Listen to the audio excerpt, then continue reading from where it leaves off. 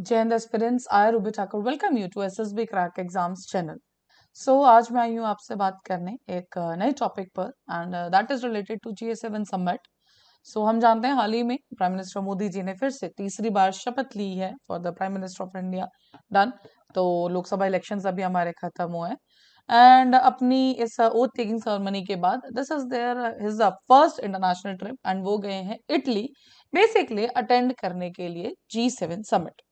एक बात मैं आपको बता दूं, इंडिया बेसिकली अगर देखा जाए तो डायरेक्ट मेंबर नहीं है G7 का, लेकिन फिर भी भारत को इसके अंदर बुलाया गया है। Done.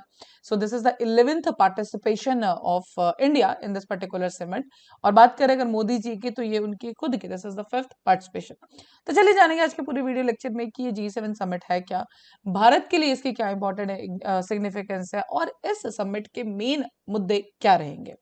Yes, the update was to this कि prime minister Modi ji Italy जाने वाले हैं आज, that is Thursday only, and he will be participating here that is a outreach country. तो थोड़ी देर में हम बात करेंगे कि आउटरीच कंट्री का जो मेन कंसेप्ट है वो आया कहाँ से, एंड पर्टिकुलरली मेन एजेंडा आप जानते हैं हर एक किसी भी इवेंट में जो मेन एजेंडा रहता है that is related to the defence and maritime cooperation. अब चलिए सबसे पहले बात करते हैं कि ये G7 समिट है क्या। तो जैसे कि नाम ही दर्शा रहा है द G7, तो मतलब 7 कंट्रीज का एक समूह है जो इंटरनेशनल लेवल पे एक एनुअली हर एक साल मिलता है। एंड इम्पोर्टेंट है कि इसके अंदर कौन सी 7 ऐसे कंट्रीज हैं। तो आप देख रहे हैं पिक्चर में आपको क्लियरली दिख रहा होगा, that is the Canada, France, Germany, Italy, Japan, United kingdom and United states. हालांकि यूरोपियन यूनियन जो है हर साल इसमें पार्टिसिपेट करता है, ऑब्जर्व करता है, हर एक मीटिंग में ये लोग इसके अंदर अवेलेबल रहते हैं। डन। बात करें सिर्फ 7 कंट्रीज की, तो $40.27 ट्रिलियन की इनकी कंबाइंड जीडीपी है। और G7 जो स्टार्ट हुआ था, ये जो ग्रुपिंग स्टार्ट हुई थी, that was in 1975 actually. Correct. Global GDP में इन 7 कंट्रीज का कंबाइंड शेयर है टू 40%। वर्ल्ड पॉपुलेशन में इनका शेयर है 10%। एंड अभी जो ये इटली में होने वाली है, this is the 50th edition, 50 plus last time it was happened in the Hiroshima, अभी इस बार इटली में ये होने वाली है। करेक्ट। लेकिन G7 की बात करें तो कुछ और चीजें हम नहीं भूल सकते, that is the G7, G8 and G20। तो G7 कंट्रीज के अंदर जैसे आप रशिया को मिला देते हैं, will be getting the G8 and G20, आप सब जानते हैं। बट यस, G20 अभी आप जो पिक्चर में देख रहे हैं उसी के साथ एड ऑन हो जाता है African union also, because last year presidency थी इंडिया के पास एंड उसी के अंदर शामिल किया गया है अफ्रीकन यूनियन को भी, that is in the G20।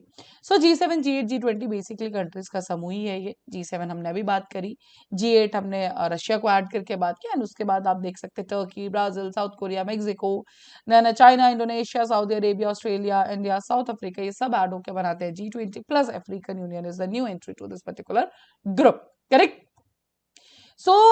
जैसे कि मैंने आपको बताया India is not a direct member, तो लेकिन नॉन मेंबर कंट्रीज को जो बुलाने का एक आप कह सकते हैं जो शेड्यूल स्टार्ट हुआ था, that was in the year 2003। 2003 से G7 के अंदर पर्टिकुलरली मेन फोकस में जो कंट्रीज रहती है that is from the Asia and the Africa, and उसी को हम कहते हैं आउटरीच सेशंस के। अलग अलग सेशंस में कंट्रीज अलग अलग उसमें पार्टिसिपेट करती हैं। दैट्स वाई मैंने आपको स्टार्टिंग में ही कहा था कि India is invited as the outreach country. Done. साथ ही में इंटरनेशनल कॉपरेशन या interactions non governmental stakeholders के साथ, बिजनेस, सिविल सोसाइटी, उन सब में काम किया जाता है। Done. But the point is yes, 2003 से नॉन मेंबर कंट्रीज को भी बुलाया जा रहा है। हालांकि इसकी जो स्टार्टिंग G7 की जो स्टार्टिंग हुई थी that is from the year 1975, और अभी जो हम होस्ट कर रहे हैं that is the 50th addition जो कि होने वाला है इटली में। अब बात करें कि आ कौन कौन रहा है, तो फॉर श्योर जो 7 कंट्रीज है उनके मेंबर हेड्स तो आएंगे ही, बट साथ में मैंने आपको बताया कि यूरोपियन यूनियन हर बार पार्टिसिपेट करता है, इसीलिए जो यूरोपियन काउंसिल और यूरोपियन कमीशन दोनों के ही जो प्रेसिडेंट है वो रहेंगे। Pope Francis, king of Jordan. Done. And the more important is ये देखिए कि कौन कौन से देश के लीडर्स को इसके अंदर बुलाया गया है, बिकॉज जिनको बुलाया जाएगा वहां से हम कुछ ना कुछ एजेंडा भी क्लियर कर सकते हैं। तो यूक्रेन के leader, India, Brazil, Argentina, Turkey, UAE, Kenya, Algeria, Tunisia and Mauritania, तो ये इन सारी कंट्रीज के हेड्स को भी, जो कि नॉन मेंबर कंट्रीज हैं, इनको भी इसके अंदर बुलाया गया।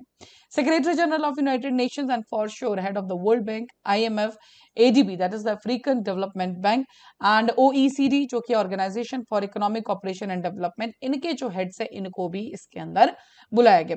So basically हमने बात कर ली member countries हो गए, then we are having the Pope Francis, King of Jordan, then कुछ countries के नाम मैंने आपको बताया जिनके heads को बुलाया गया है, United Nation के Secretary General को बुलाया गया है, and heads of the main जो आप जानते हैं कि World Bank, IMF, African Development Bank, OECD, इनके heads को भी बुलाया गया.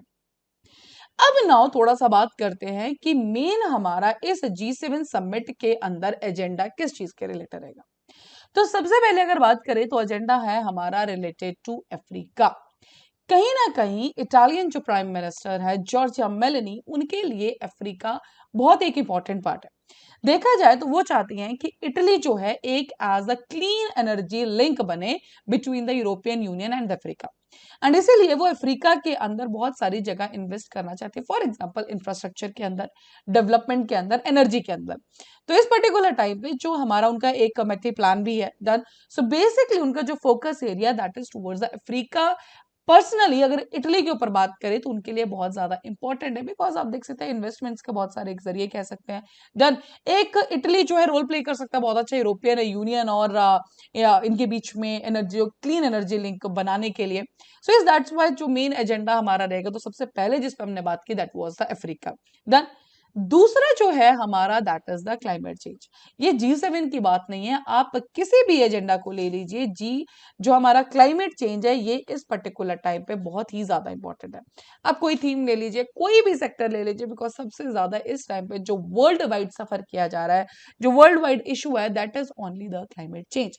हालांकि बहुत अलग अलग हमारे अंदर इसके अंदर गोल सेट किया, लेकिन then also we are not achieving that particular goal. So सबसे मेन एजेंडा इस पर्टिकुलर टाइम पे सबके लिए ही क्लाइमेट चेंज है. बात करें G7 नेशंस के ऊपर, तो उनका जो प्रॉब्लम है दैट इज जो 2030 के लिए मिशन टारगेट सेट किए गए हैं वो उनसे अभी तक फिक्स नहीं हो पा रहे हैं. हालांकि जो एक मांग आप कह सकते हैं, जो हमने टारगेट सेट किए, तो हमें चाहिए कि जो G7 एम करना चाहिए that is 40 to 40% emission reduction उसमें रहना चाहिए. बट अगर इस पर्टिकुलर जो उनकी करंट पॉलिसीज चल रही है G7 स्टेट्स की, दैट इज द 19 to 33% के बीच में वो रिडक्शन कर पा रहे हैं.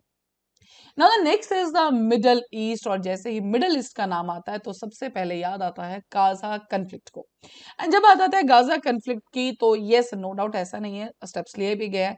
आप सब जानते हैं हाल ही में प्रेसिडेंट जो बाइडेन जी ने भी एक जो प्लान प्रपोज किया था, जिसके अंदर बोला गया था कि इमीडिएटली सीज फायर कर दिया जाए between the Israel and Hamas. Then peace deal के ऊपर बात की गई थी, ताकि जो दोनों ही हमारा जो पूरा का पूरा मिडल ईस्ट हमारे इस टाइम पे सफर कर रहा है, इजराइल, हमास, गाजा, जो भी हमारा पूरा का पूरा इशू चल रहा है, इसको जल्दी से स्टॉप किया जाए एंड एक पीस, ताकि दोनों उसके जो नागरिक हैं उनको एक शांति मिले. बिकॉज काफी टाइम से ये वॉर चल रहा है एंड इट्स नॉट अबाउट कि आप जानते हैं आज हम ग्लोबलाइजेशन के एरा में, और एक जगह अगर कहीं प्रॉब्लम होगी तो हमें सबको उस चीज में सफर करना पड़ेगा. Done. Now the next is are with the Ukraine, and Ukraine की बात जब आप आते हैं, so we all know कि we are suffering. ठीक है, यूक्रेन हो गया, गाजा इशू हो गया, काफी टाइम से इन सब चीजों पे बात कर ही रहे हैं, and the point is we are exactly suffering for that particular thing. हालांकि इसके अंदर G7 के अंदर इस बार होप ये लगाई जा रही है कि एक डील जो अपने बात हुई है, पहले भी इससे बात हो रही है, कि जो प्रॉफिट है जो आता है from the interest of the euro 300 billion जो कि एसेट्स हैं रशिया सेंट्रल बैंक के, जिनको फ्रोज कर दिया गया, आप सब जानते हैं इसके बारे में. डन. सो उससे जो पर्टिकुलर प्रॉफिट है उनसे क्या किया जाए, एड दी जाए काइव को. This is the first thing is telling. And वो जो प्रॉफिट है उनको as a collateral for a loan up to $50 billion उसको यूज किया जाए. तो बेसिकली वही सब बात अब देखो, इसके ऊपर एक डील फाइनलाइज होने की होप तो है कि जो रशिया के हमारे सेंट्रल बैंक के सेंटर्स को फ्रोज कर दिया, वी ऑल नो कि जितने भी हमारे मेंबर पर्टिकुलरली यूएस ने इसके ऊपर काम किया था.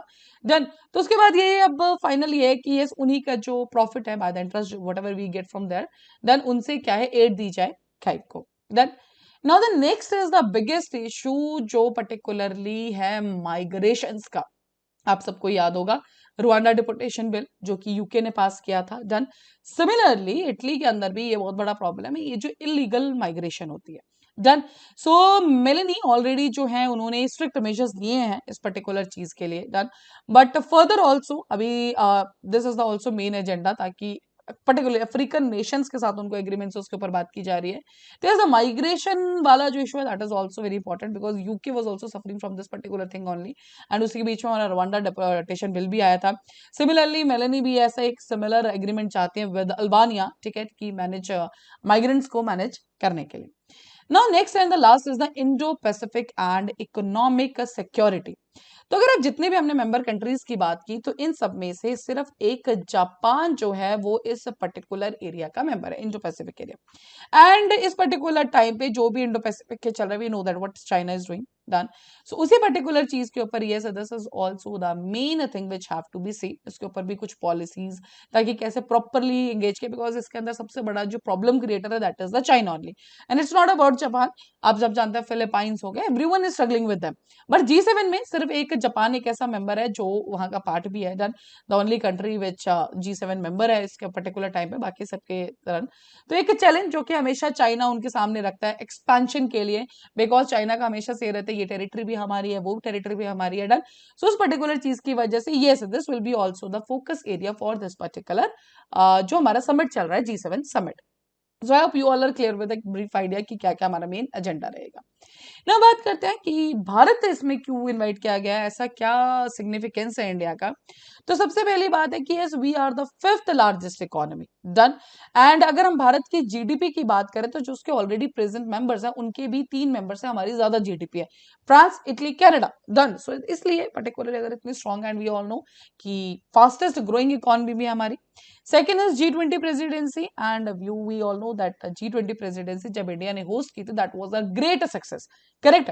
एंड उसी के अंदर एक ग्लोबल साउथ के लिए जो है बहुत स्ट्रॉन्ग हैंड लेके आया है भारत उस पर्टिकुलर टाइम पे जब G20 प्रेसिडेंसी। एंड इस पर्टिकुलर टाइम पे आप जानते हैं कि हमारा मेन जो particular concept, it's not about India only, बाकी जो भी नेशंस है we just want to strengthen up with the Global South, ठीक है, उसके ऊपर मेन हमारा फोकस है। And the third person is कि जो अभी प्रीवियस हमारी G7 समिट्स रही हैं, पर्टिकुलर हम लास्ट ईयर वाली को भी याद करें तो उसके अंदर भारत का बहुत अच्छा कंट्रीब्यूशन है।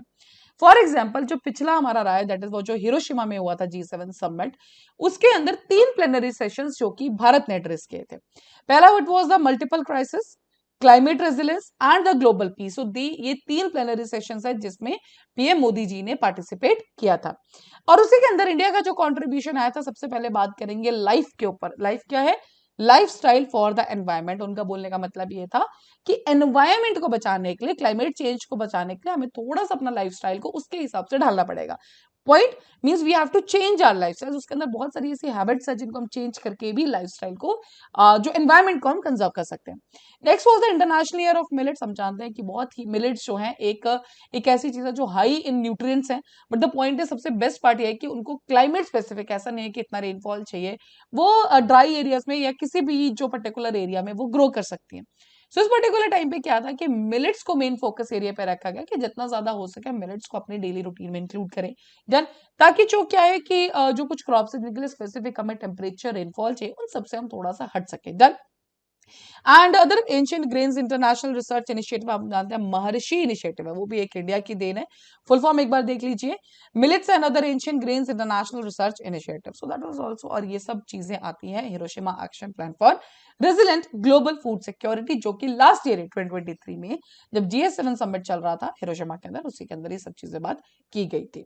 सो basically this was the whole idea behind the G7 summit. I hope you all are clear with that. And एक और चीज जो बहुत इंपॉर्टेंट है कि अगर मोदी जी वहां पे गए, for sure he will be having the bilateral discussions with the leaders.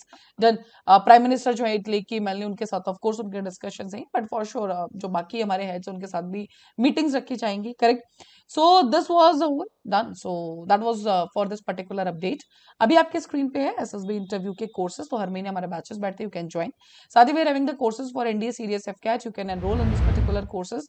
And जब भी आप एनरोल करो उस टाइम पे discount code that is the warrior 10 बिल्कुल लगाना ना भूलें। जैसे आप इस कोड को यूज करेंगे you'll be getting the 10% off on that particular course.